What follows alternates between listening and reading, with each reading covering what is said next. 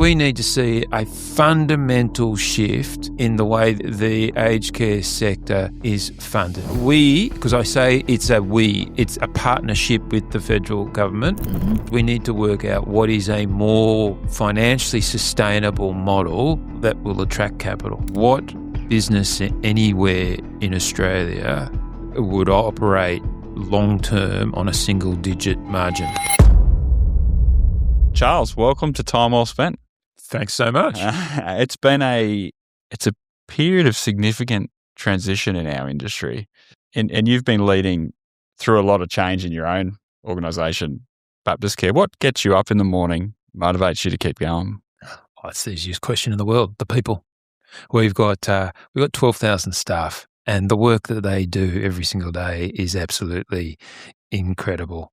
But not only that, it's the stories, and when I get to be on the front line with them, what I see, the way that we are transforming lives through the care and services that we deliver. You can't help but be inspired by that.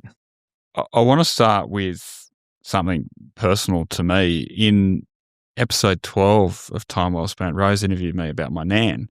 My nan's Lola, who's a life member of BaptistCare, Lola Kuzimaka, and she's in our history book. She is, which you kindly donated one to me. It's on my bookshelf at home.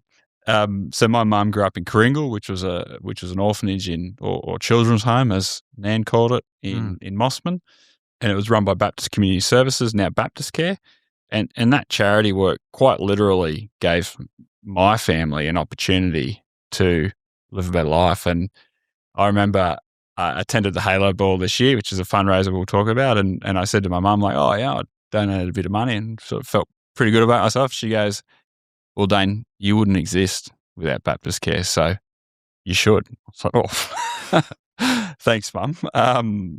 But what I see with one of the things I spoke to Nan about in the last few years of her life is she saw the growth of aged care and her life was dedicated to kids. You know, she raised 168 kids over probably around 60 years.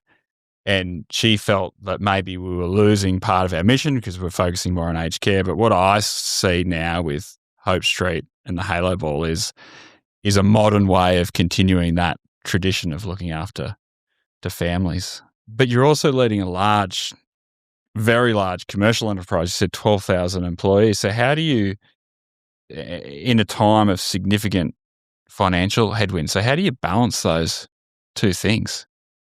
Yeah, so people talk about organisations like ours. The term is not-for-profit. I actually disagree with that term. Yeah.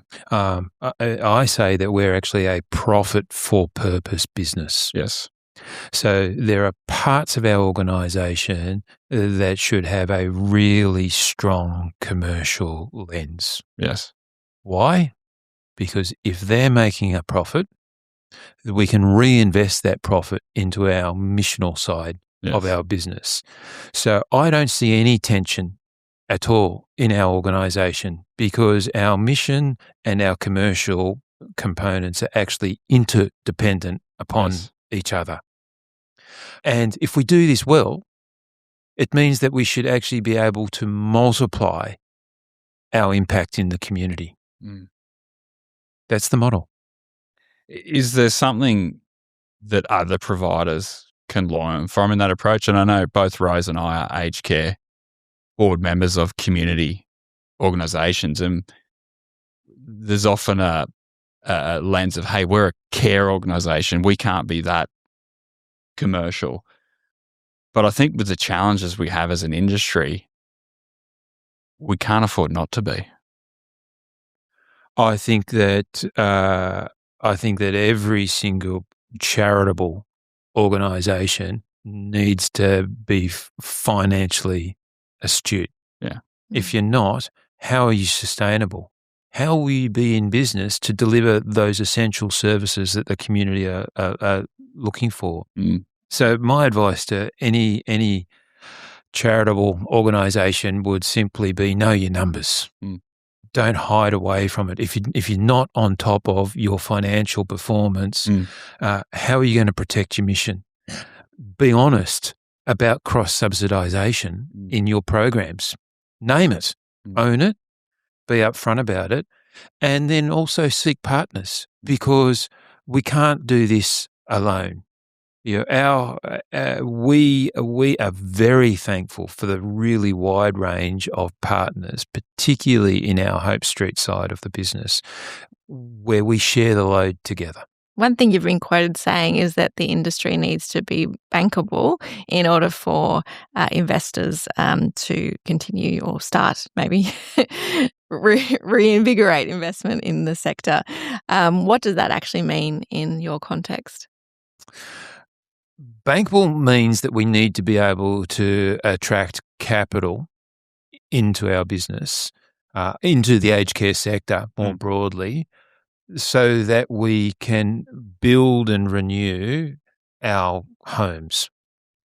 It's interesting that the Health Minister, Mr. Butler, the other day has confessed that Australia needs to build one aged care home every single 3 days for the next 20 years if we're going to have any chance of being able to deliver the care and services required for the tsunami of ageing Australians that we're going to see. And the data doesn't lie. That's an incredible statistic. Isn't it amazing? Yeah. And that's from today. And that's from the mouth of our health minister. And we know that that's not actually achievable. So what do we need to do? Well, to make sure that we can attract the capital needs to see the certainty of a sustainable revenue stream, that we are going to be in business, that we can pay back our loans. So we need to see a fundamental shift in the way the aged care sector is funded. I mean, 83% of our funding comes from government in some shape, form or other. And they're also setting all the workforce expenditure with care minutes. They're setting your costs as well as your expenditure. Yeah, that's right. Quite literally, right? Good observation. So to your question, we need to, because I say it's a partnership with the federal government and providers. We need to work out what is a more financially sustainable model that will attract capital. Yeah. The average aged care provider in the Stuart Brown data had an operating deficit of around $1 million. How is that sustainable? Well, it's not, is it? And support at home. Yeah, we're seeing home care providers, which are going to provide another very important element to this solution, because we're not going to build an aged care home every 3 days. And frankly, we know that that ageing Australians would prefer to age in their own homes. Yes. We know that there are much better wellbeing outcomes if we can facilitate that. But we have seen through the new Support at Home program a significant diminishment actually in the margin, in the financial sustainability to home care. So I think that's going to need some very brave leadership from government to say, hey, we haven't got that right. We need to revisit. Are you saying from your position, obviously BaptistCare have a large home care business as well as residential and retirement living. Are you seeing or hearing any conversations around their willingness to re-examine parts of that? To be constructive, we need to gather the data, the evidence, but I'd implore the federal government and to be able to have be willing to listen to the evidence as it's presented. Yeah. And we need to be able to have a constructive conversation. Some of the interviews we've done prior to today over the last week were specific to Support at Home, and some of the examples given around, you know, the way it's being done with the algorithmic assessments and no human override and just the halving of the care management fee. What we're hearing is that organisations are effectively absorbing the cost of doing care management because it's no longer funded to to provide the clients the support they need. That's correct. So we've seen our margin more than half. It's single digits, and we're a large provider of services with economies of scales, the systems in place. Which would mean a community, more regional provider would be very marginal to break even at best. That's right. So we go back to the question about attracting capital and investment. What business anywhere in Australia would operate long-term on a single-digit margin? None. You get more money in the bank. That's the reality, right? That's right. Yeah. So the pressure's on.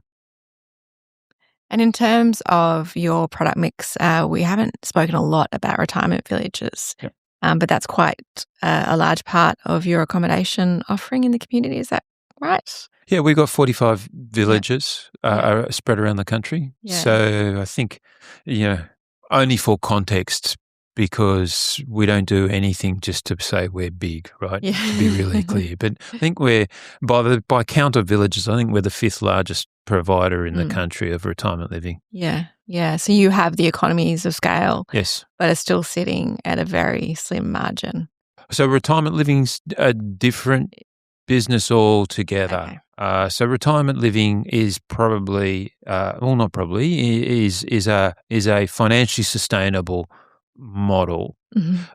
We look at retirement living though, because I think retirement living needs to do a lot of the heavy lifting going forward if we're not building a residential home every 3 days for the next 20 years.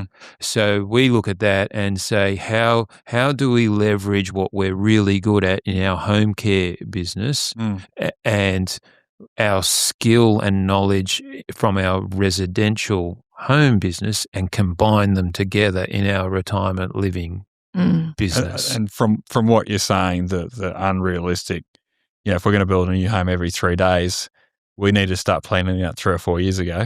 Yeah. Right. So, we're 3 or 4 years away from even starting to see the output. That's right.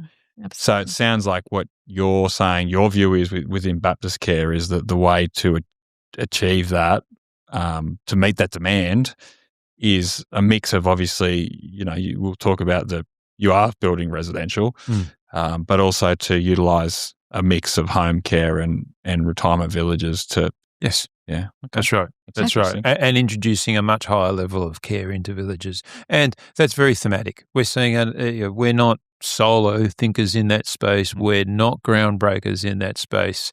But we think because of our integrated model at scale, that we think that is going to play an essential role in delivering really good person-centered care in villages, and that the style of village will change over time. And so in terms of integrated model, could you maybe explain what integrated means in the BaptistCare?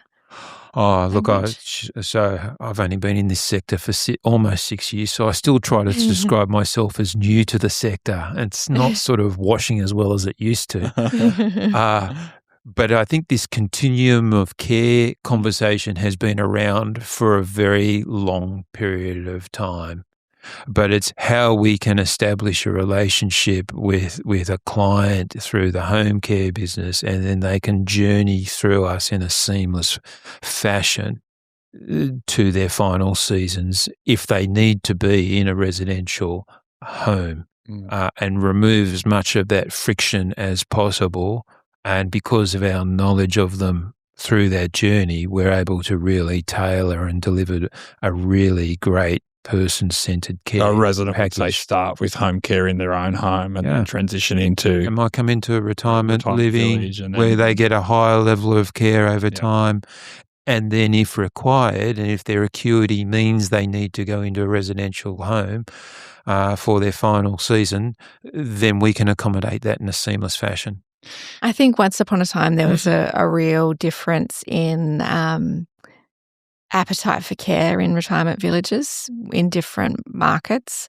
And certainly there was probably a difference between the for-profit and not-for-profit sector in terms of care. I think I'm really encouraged for Australians with the continuum of care that across the retirement village sector, we are really thinking about what does a good life include, and that also includes the dignity of accessing good care, and talking to consumer advocates in the space who are also encouraging other retirement villages providers to follow in your footsteps in terms of that integrated model, because we're seeing that the older people living in these communities, if there isn't that integrated care approach, are becoming the carers for their neighbours because they are seeing the frailty increase.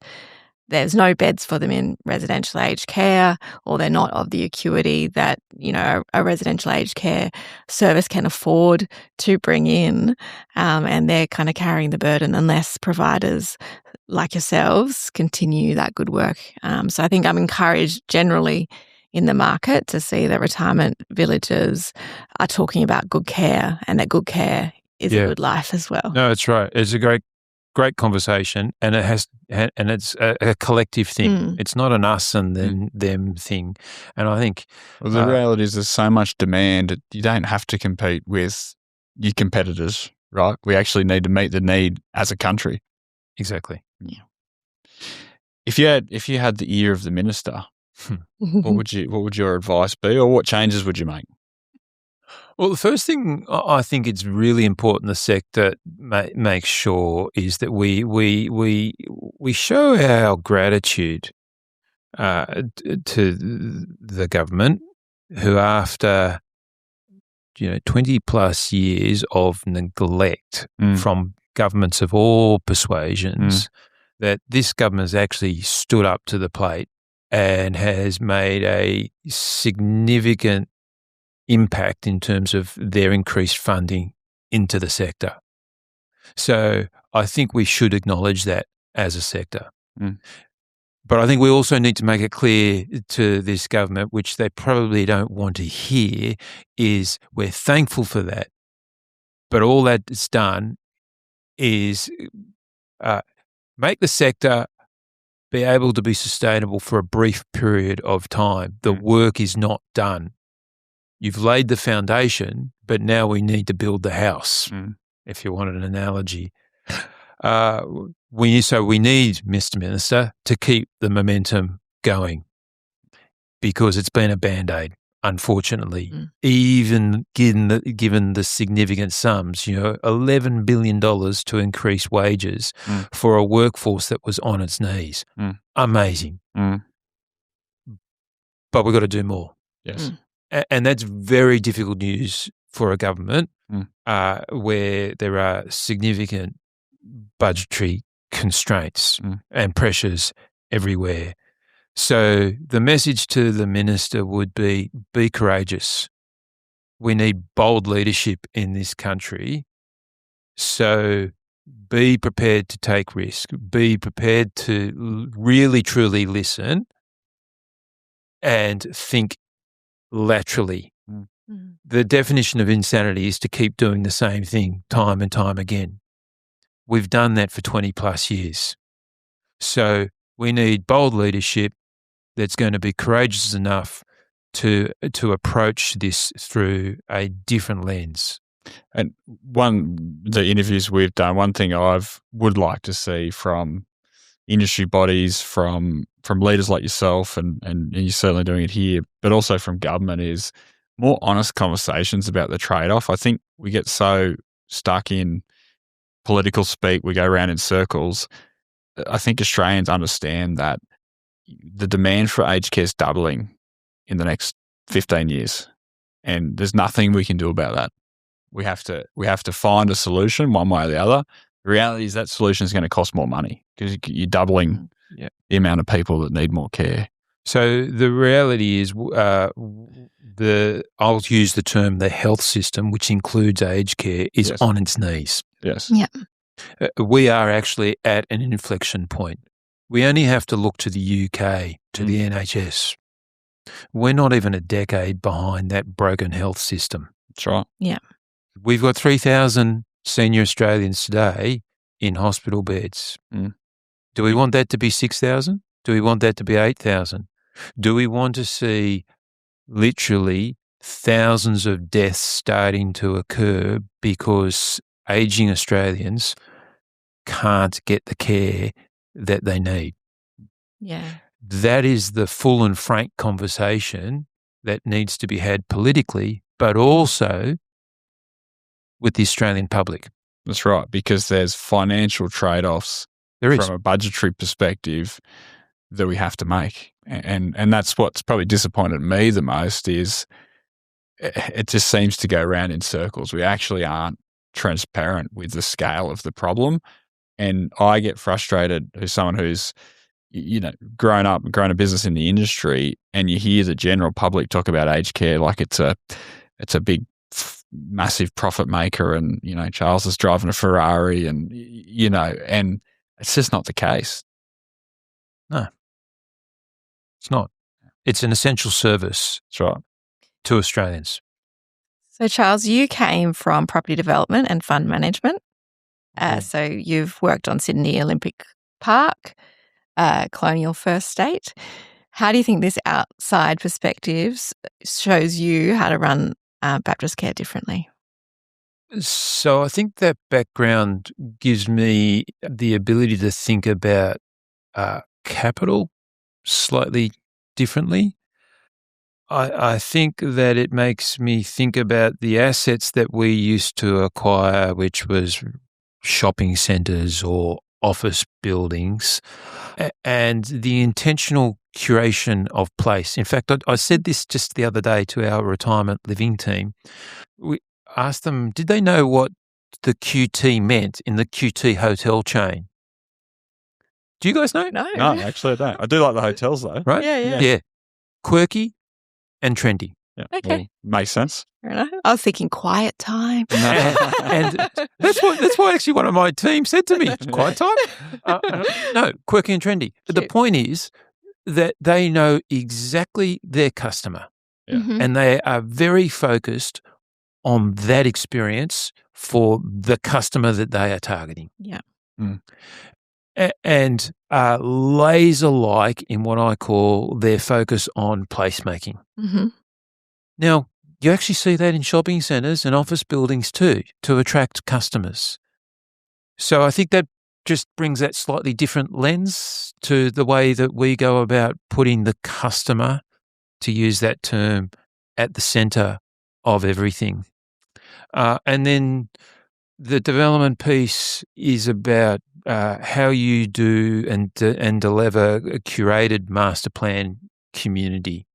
And so those experiences have just added to the fabric of that I can bring to this organisation.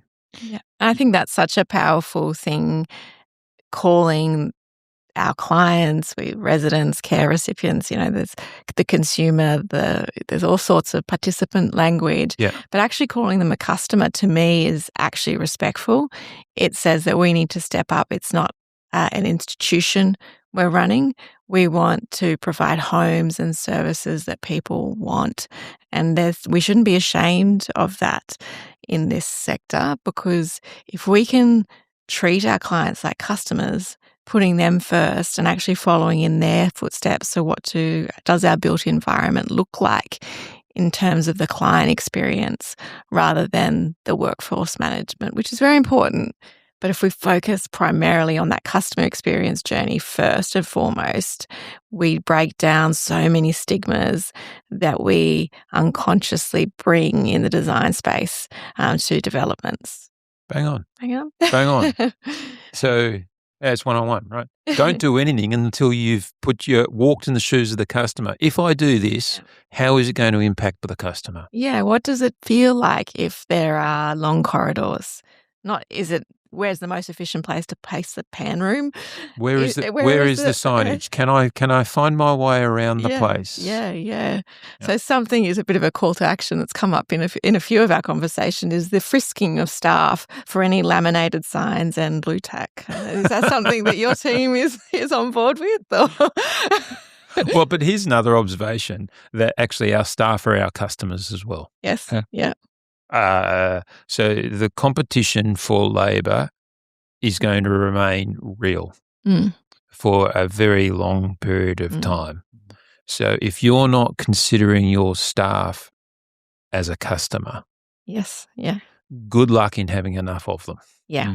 Yeah. And sometimes that's hard to bring into, larger established facilities, people outside of the sector in terms of that we need them. We don't have enough people in the sector to deliver the care that we currently have, let alone the care that we need to be delivering. Yeah.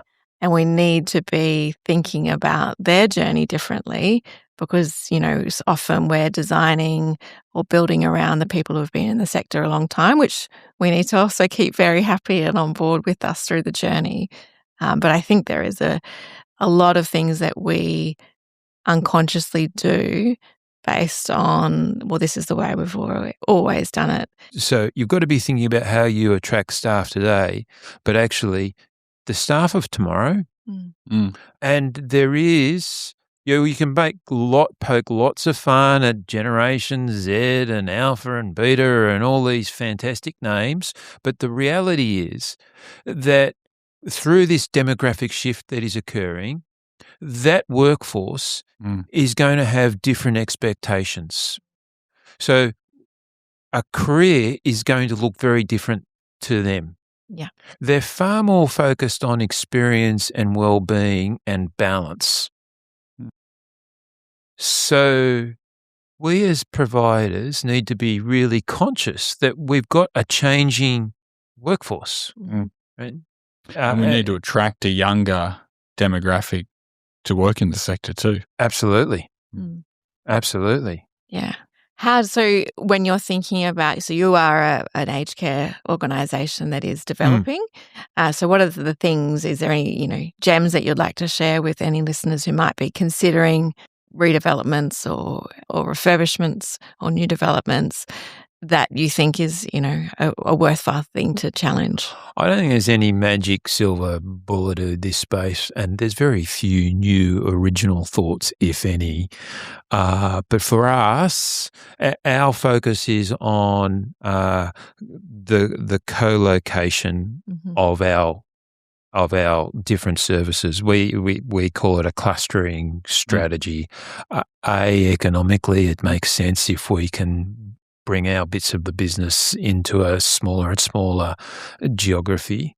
But also that means that our ability to deliver what we were talking about before, the continuum of care journey, if we can cluster all the things that we do into the one spot. So a residential home, a retirement village, we can have a home care service hub that services that home care village, but also we are a growing community housing provider. So if we can actually put on that site too some social and affordable housing, so guess what? We now we can also deliver care there, but fascinatingly, we've just opened a new residential home in Glenmore in southwest Sydney, near Camden.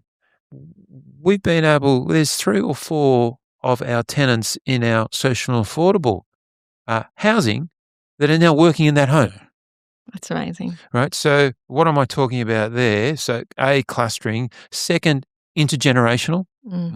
It's fascinating to me that, retirement villages tend to be walled cities and front doors to residential homes are almost impenetrable. So how can we design co-located sites that are open and welcoming to the broader community actually become community places. Well, I've seen that firsthand. We're a service provider of BaptistCare, Rose, and we work in your Glendale Lodge, which is your newish year-old home in Ellerslie. Sorry, I said Glenmore. Glendale. Yeah, Glendale. Yeah. Oh, you talk. Yeah, okay, cool. And Glendale Lodge, it's co-located, big retirement village community.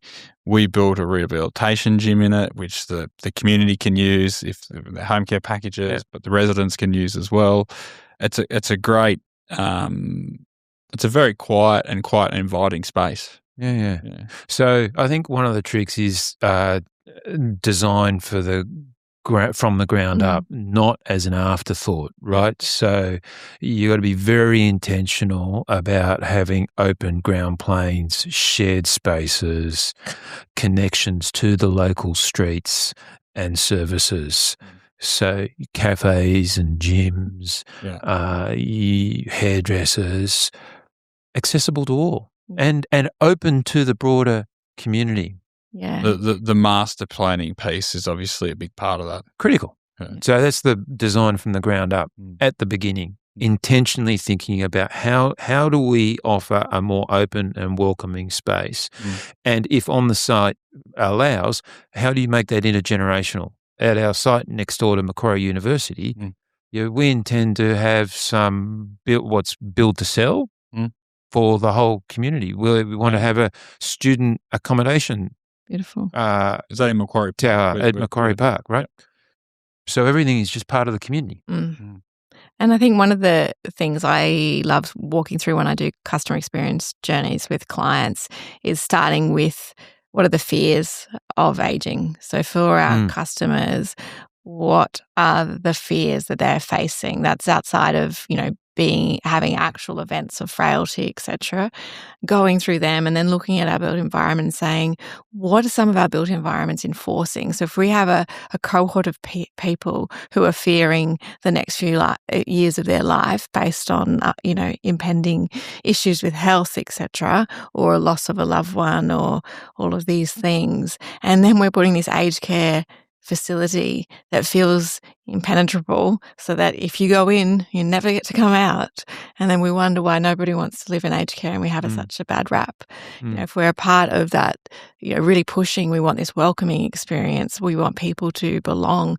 We don't want necessarily you to walk into a facility and go, oh, this is definitely a residential aged care facility versus a retirement village or a home or social housing. And that true purpose within the facility. So I'm hearing more, and I love hearing it, like you just shared then, that some of these residents are actually working within other parts of our community. And isn't that just such a natural rather option? than being a place you go when you get old, it's just a normal part of life. And we have an opportunity to have purpose throughout our life, that there's... It does need a lot of careful thought because the other observation is that you still need to curate spaces, though, for those that want to feel that safety. Yeah. There is a portion of aging Australians who start to feel vulnerable and they need to feel safe. So it's the thresholds between the public and the private space and the ability to be free to roam in that feeling of safety. And, from community to community, that feels different.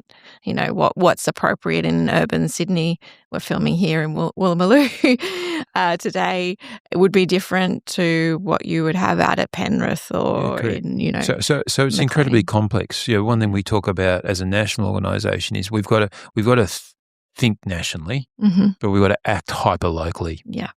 Hyper-locally. So there is no cookie-cutter approach.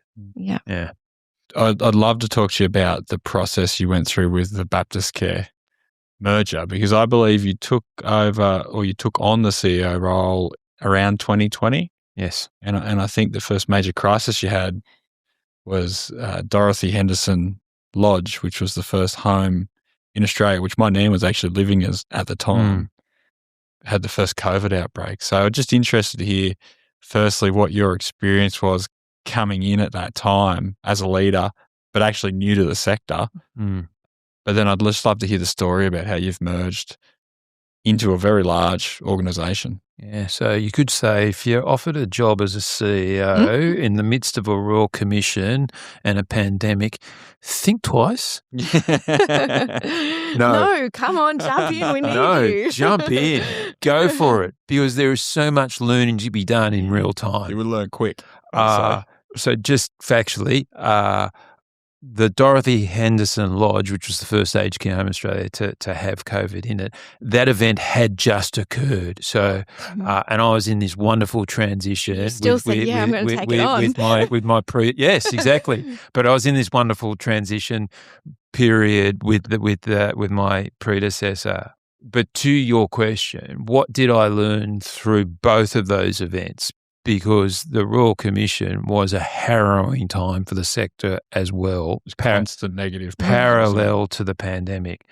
So my couple of observations is that crisis reveals character. So it is the ultimate pressure test of how people perform. So I had this great privilege as a new leader to come in and observe the leadership group being pressure tested. Secondly, I learned that care is not a transaction. It is completely relationship based. The key indicator to that insight was the attitude that BaptistCare was taking that I could build on at the time, that speed and transparency matters. What am I talking about there? The way that you communicate in real time, in a full and frank manner, with residents, family, staff, the regulators.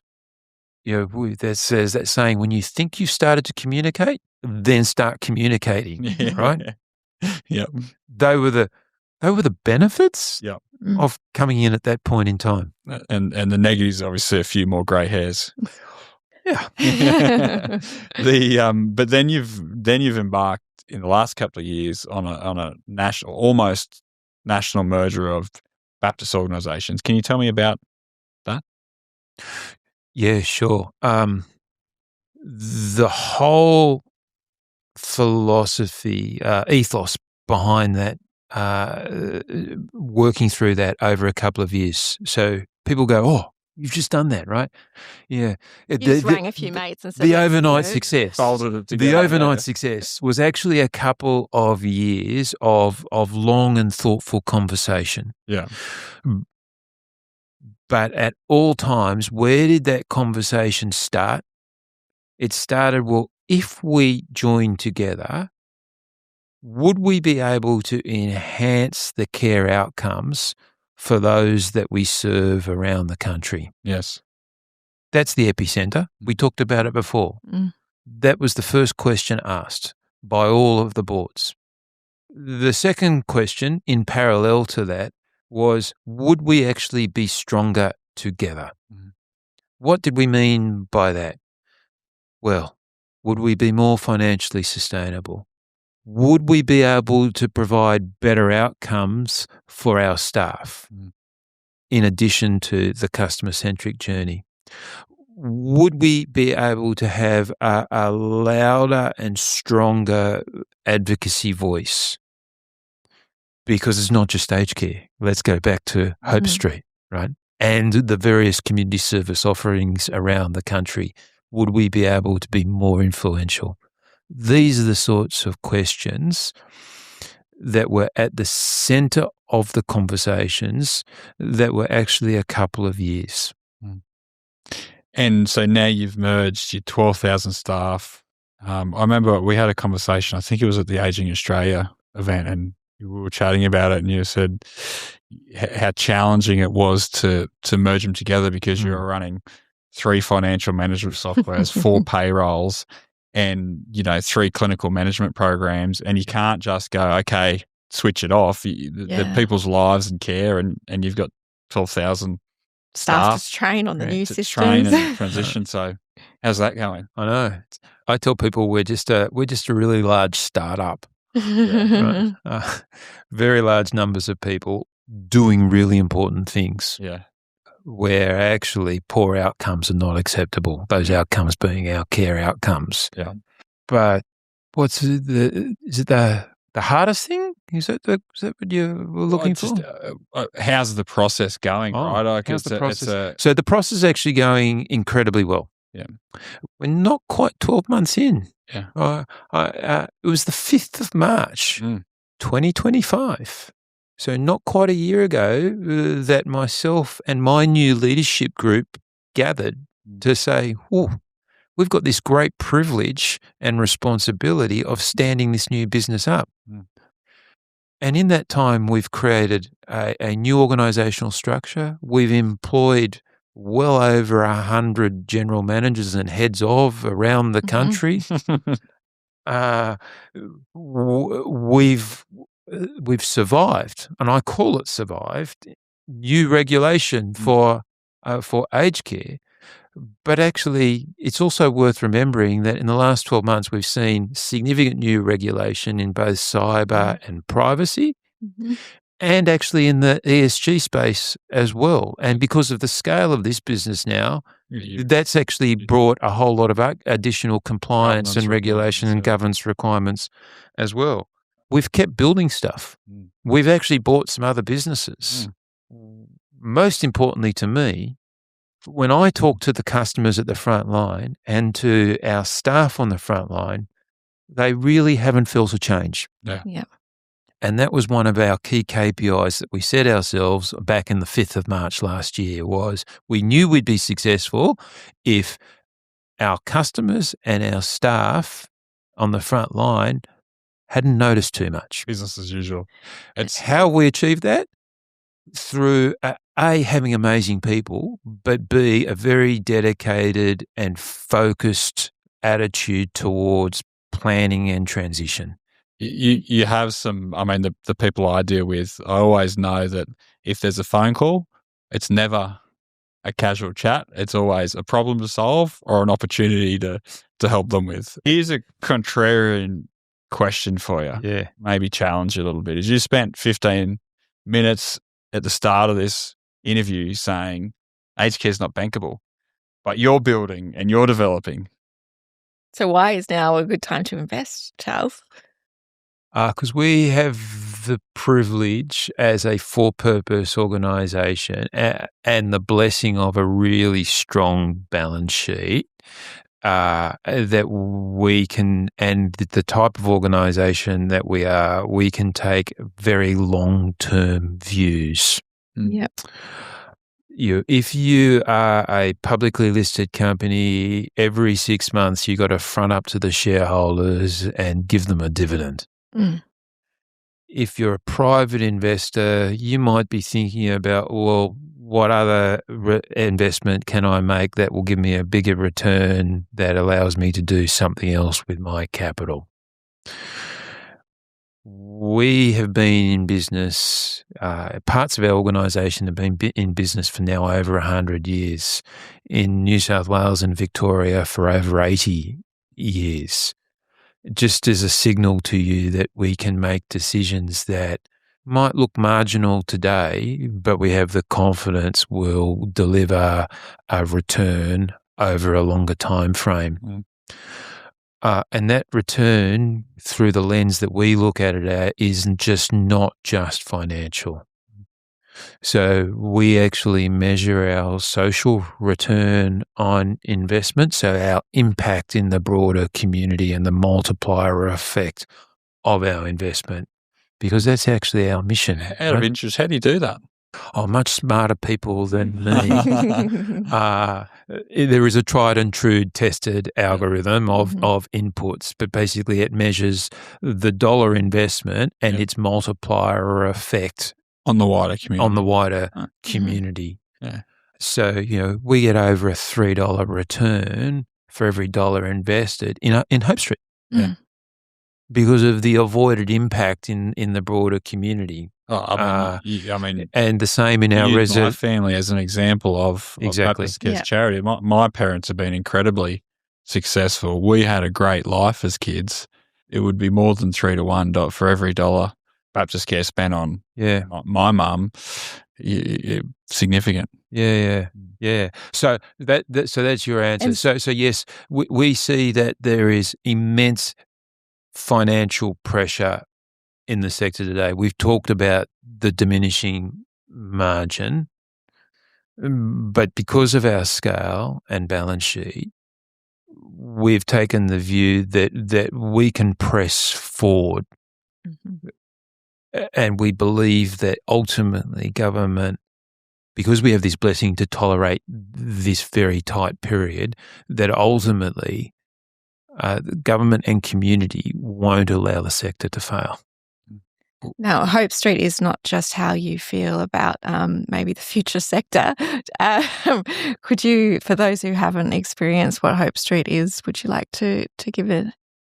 Sure. So actually, I'll talk a bit more broadly about Hope Street. So in that, it's not just Hope Street. So in South Australia, Hope Streets are called BaptistCare. Mm-hmm. In Victoria and Tasmania, they're just community services. But what is it that we do in that space? We work with women and children who are escaping this crisis, because it is a crisis of domestic violence. We work in the communities with rough sleepers. Mm-hmm. We do an awful lot of counselling services. We work in disadvantaged communities so that children, before they go to school, can go to school with a full belly. Or after school, they can go home and sleep with a full belly. Or after school, they can go somewhere that's safe. Can you believe that? Somewhere that's safe. Imagine being a kid, you don't want to go home, you don't feel safe. And we can give them some joy through some activities. Some of them might want to do some homework. We'll work with them because they're not going to get that help at home. And I would imagine some of that thin margin that you're getting in some of these services allows you to do these things. Yeah. So this financial year, we will put about $14 million of our surplus into community services and our chaplaincy businesses.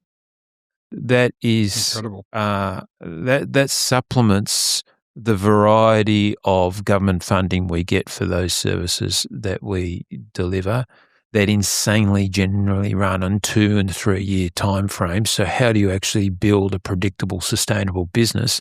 That might take us back to how do you attract capital?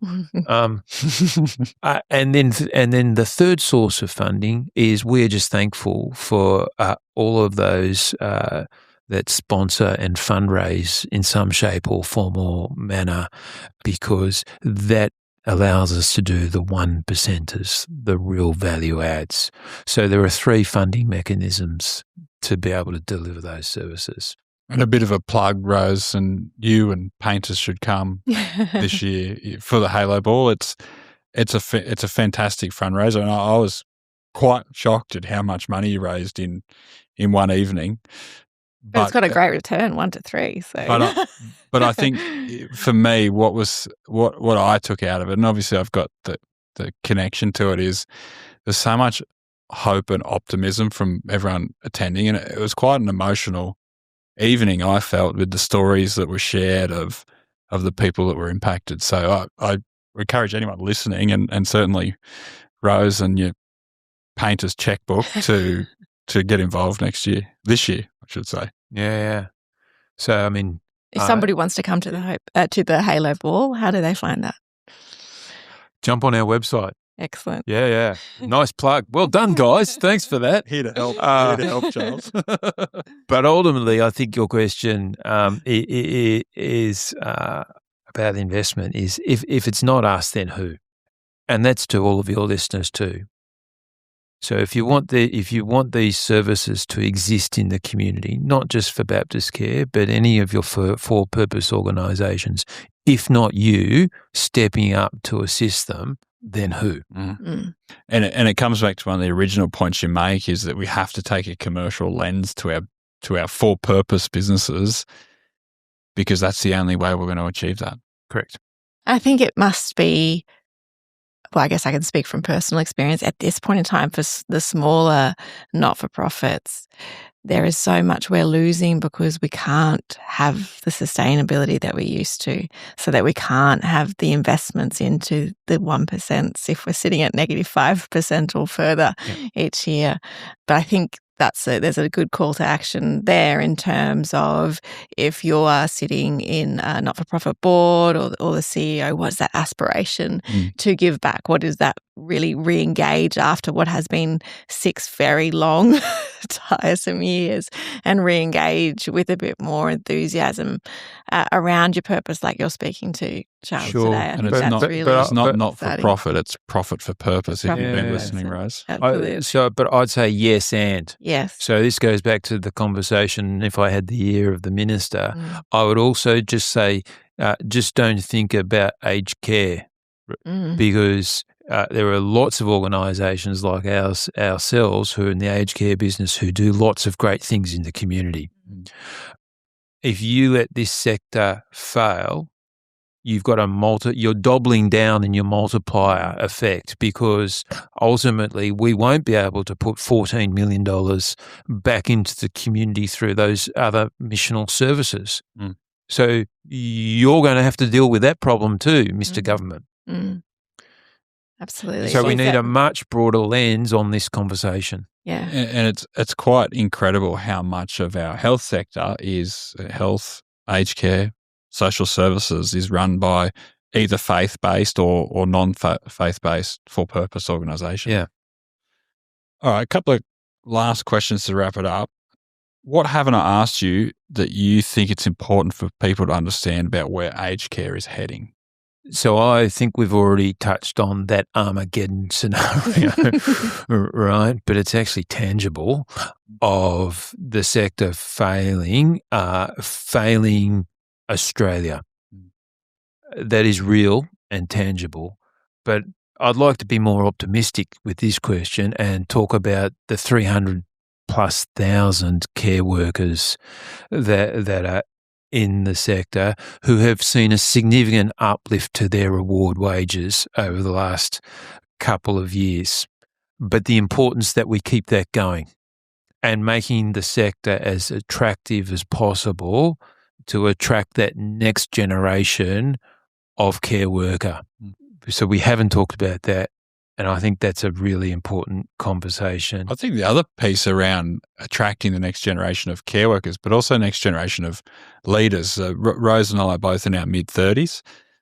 You're being kind to me. I'm being kind to you a little bit more than me, but that's okay. Take it. Mid-30s. And we're certainly, we're probably the anomaly in terms of people who are building their career in aged care. But I mean, I've had immense opportunity. Rose has had immense opportunity in this sector. And I think there's so much with the growth that's needed it's actually a great place to build your career because you guaranteed growth over your working life. It's not going away. The industry's growing and it's an aging workforce. So there's immense opportunities for young, ambitious leaders to not only achieve their own goals, but actually make a difference in their work. And I think it's a fantastic with new energy and a new lens of looking at problems. So hopefully different solutions. So I think that's the diversity conversation just playing out again. Yeah, I couldn't agree more. I think though there is another conversation that's again we could spend another hour, but actually there is an interdependency between housing affordability and what we do on 2 levels. So we talk about a housing crisis generally in the context of younger Australians being able to enter the market or in the context of the social housing crisis. But actually there is this very real crisis in housing for ageing Australians. So we talked about residential homes, but it's just access to housing for ageing Australians that is affordable. Many of the generations that we're serving now have got very limited pension, no superannuation of any materiality. So there is a crisis there. But then we bring it also back to actually where do we accommodate our workforce who is being paid $30 odd an hour? How do they afford the rent? to be anywhere near close to the centres of population where the caring needs to occur. We probably need to redo this one on housing, right? Yeah. So would love to. Absolutely. And I think in that retirement village space, that the retirement village sector has got a bad rap around it being too profitable. But really, if we think about the social benefit to the residents themselves living in a community with purpose and connection, but also the need in terms of our housing to release and right-size people into retirement villages, to release housing stock to families, because often we have single people living in these big homes, which, often will move to a share house or alternate. I've recently had experience on the rental market, and there's a lot more share houses than when I was last looking in rentals. And so it's just a really changing dynamic. Yeah. So I think a point that actually the planners don't really necessarily understand is that retirement living is a form of affordable housing. So, we target somewhere between 60 and 80% of the median house price in a region. That's what we're thinking about. So it's a discount to buying freehold strata titled stock. Point number one. And the second point that you've just made, absolutely, that it's a multiplier effect. When somebody moves into a retirement living, they are generally leaving a large family home. So we are freeing up and creating liquidity in the marketplace for the next generation to move into. If you could change one thing about how Australians think about ageing and aged care, what would that be? Well, the one thing. Just one. Could be two, could be three. No, let's go one. What's the top? We've got freedom. Top of mind. This is our show. We can do what we like. I just want to demystify aging. Yeah. The reality, in breaking news, we're all getting older. It is actually the only certainty in life. Mm-hmm. If you're lucky. People add on taxes, and I don't believe that. There seems to be a lot of people that don't pay taxes. So the one certainty is... Have you got any tips on that? We are all getting older, right? So I would love for people just to talk about aging far more over the dinner table, because what we see time and time again is families coming to us in crisis mode because there has been no planning, no thinking about what happens, and also just demystifying the fact that places like retirement villages, which we've touched on a couple of times, are great communities that can deliver great well-being outcomes. Also, if we demystify aged care, will that help us attract a different generation of employees? There's a thought. This is when Rose and I got together to do this podcast, one of the things we wanted to achieve is I don't think as an industry or as an industry we do a great job of telling our own story. I think we've allowed for the last 10 or so years probably the media to drive the narrative on aged care, and I think that's led to, for people not involved in the industry, either as staff or care recipients or people who receive care, to have a somewhat negative impression of it. But then when you get with people who are involved, the majority of people have had a great experience. And part of our motivation, and you talk about attracting staff and things like that, is part of our motivation of doing this is I think there needs more forums like what we're trying to do, where we actually talk about the issues. We don't give political answers to questions. We actually answer them, the good and the bad, because I think overall it's an industry doing great work. It's critical to the community, and it's only going to become more critical. Yeah, I love that point, Dane, that actually a part of demystifying is actually that is such a joyful sector. Yeah. Absolutely. Yeah, I very, very rarely just don't walk away from being able to sit down with one of our customers and listen to their story, their wisdom, their experiences, and walk away with joy, right? The way that aged care helps break down loneliness and disconnection And in terms of health, people always think about aged care in terms of a clinical lens.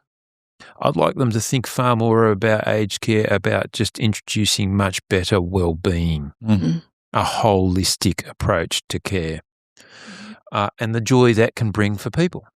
Yeah. When you eventually step away from BaptistCare, maybe to join one of your own villages, what do you want your legacy to be? I don't want a legacy about me. I want a legacy about the organisation. I want the organisation to be a place where people are just proud to come to work, can't wait to get out of bed to go work at BaptistCare. In fact, it shouldn't be work. It should just, I want to go and have fun working with my colleagues, delivering great care outcome that's going to fill my heart with joy. There we go.